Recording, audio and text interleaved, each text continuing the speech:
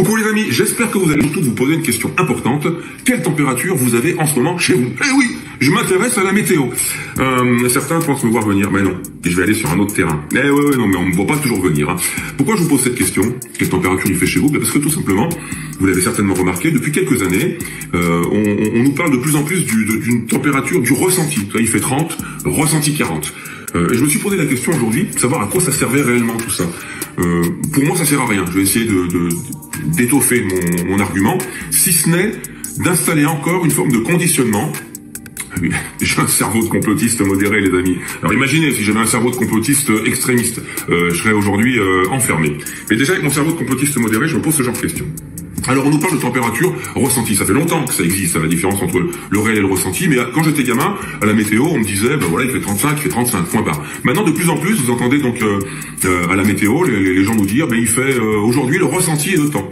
On en oublie presque la température réelle. Il fait 25, ressenti 35. Par exemple, en été, vous avez souvent 10 degrés d'écart, 5 à 10 degrés d'écart par rapport à l'humidité. S'il fait 30 en température réelle, vous me suivez bien, ben, s'il y a beaucoup d'humidité, ça peut monter à 35, 40 en ressenti.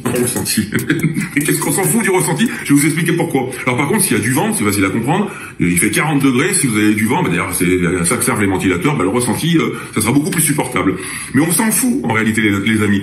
Il faudrait nous mettre à chacun un thermomètre dans le fion, parce que le ressenti va être différent d'un individu à l'autre. Si je sors du hammam, je me retrouve dehors par 30 degrés, je vais cailler, donc pourtant il fait 30 degrés. Si je sors d'un congélateur, je vais sortir dehors et je vais avoir chaud. Donc le ressenti, il dépend de chaque individu, de chaque situation, si je suis en pleine digestion, si je viens de me réveiller, si je dors, enfin voilà. Donc ça sert à rien, leur histoire de ressenti, si ce n'est, c'est là que j'en viens dans cette vidéo, pour continuer de nous formater, de nous sortir du réel, oui, la vraie température. Après, notre cerveau sait adapter, sait comprendre s'il y a du vent, pas du vent. Nous sortir du réel pour nous emmener dans le virtuel, dans le ressenti. Et c'est ce qu'on a vécu, les amis, avec l'histoire du Covid.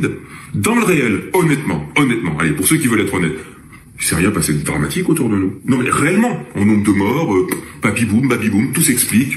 Les personnes qui n'étaient plus soignées, forcément un peu plus de morts. Malheureusement, nos vieux en EHPAD, avec les décisions politiques qui ont été prises, forcément plus de morts. Mais en dehors de ces cas particuliers, il ne s'est rien passé pendant cette pandémie. Mais le ressenti pour la majorité de la population, catastrophe, la pandémie de tous les temps. Le ressenti, on n'arrivait plus à faire la distinction, certains n'arrivaient plus à faire la distinction entre ce qu'ils avaient autour de leurs yeux et ce qu'ils entendaient dans les médias, et ce qu'on leur présentait comme étant le ressenti. La même chose aujourd'hui pour cette canicule de tous les temps qui nous arrive dans la gueule, cette sécheresse où les nappes phréatiques sont vides de chez vide. Il a jamais autant plu, franchement, de mémoire d'homme de 58 ans, j'ai pas souvenir qu'il ait autant plu que cette année.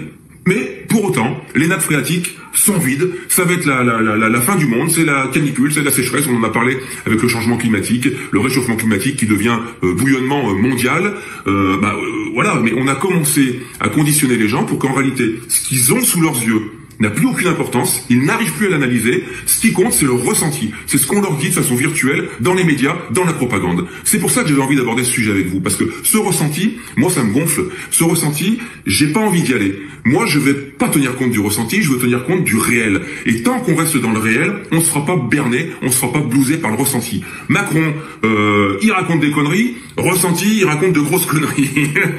Alors ça c'est clair, pour lui ça marche, dans ce sens-là. Mais toujours est-il, là je fais un petit peu d'humour, que en ce qui me concerne, je vais rester bien calé. Vous savez, souvent on se dit, mais comment on peut sortir de tout ce bordel? Est-ce qu'on s'unit pour faire ci? Est-ce qu'on s'unit pour faire ça? Bon, l'unité, ça marche plus ou moins, on s'en est rendu compte. Ça peut se comprendre, c'est pas évident, chacun a ses préoccupations. Est-ce qu'on tente ci, est-ce qu'on tente ça? Mais déjà, se changer soi-même, c'est pas mal. Alors, se changer soi-même dans son mode de vie, chacun remédie à sa porte, j'ai de conseils à donner à personne, mais sur le ressenti que l'on peut avoir des choses, être suffisamment éveillé, avoir nos antennes, pour pas qu'on se fasse berner, ça m'intéresse. Donc demain, tu me dis, il y a une nouvelle catastrophe, la propagande va me permettre de ressentir les effets de cette catastrophe, la propagande, mais moi, personnellement, je me ressens pas trop mal, et donc tout va bien. Je vais continuer de faire confiance à mon instinct. Donc, en conclusion, parce que j'aime pas faire trop long dans mes vidéos, toutes ces histoires de température ressentie, plus 20, plus 30, plus 40, ça n'a aucun intérêt. Franchement, moi je m'en fous de savoir quelle est la température ressentie, parce que je suis pas dans la situation de Pierre, de Paul ou de Jacques. Ça n'a aucun intérêt, si ce n'est que de nous conditionner à ne percevoir plus que ce que l'on doit ressentir pour échapper au réel. Vous voyez ce que je veux dire, les amis? C'est tordu comme raisonnement. Alors je sais que mes détracteurs vont se jeter sur cette vidéo pour dire non mais il est fêlé. Mais bon, j'aime bien être fêlé. Franchement, pas vous les amis, c'est sympa d'être fêlé, surtout dans ce monde de tarés. Hein. Être fêlé, c'est se démarquer un petit peu de ces gens qui gobent trop facilement. Voilà, donc ma petite conclusion. Ah oui, alors en décoration, vous avez remarqué quelque chose les amis? Ah, je suis fier, ça ce sont mes créations.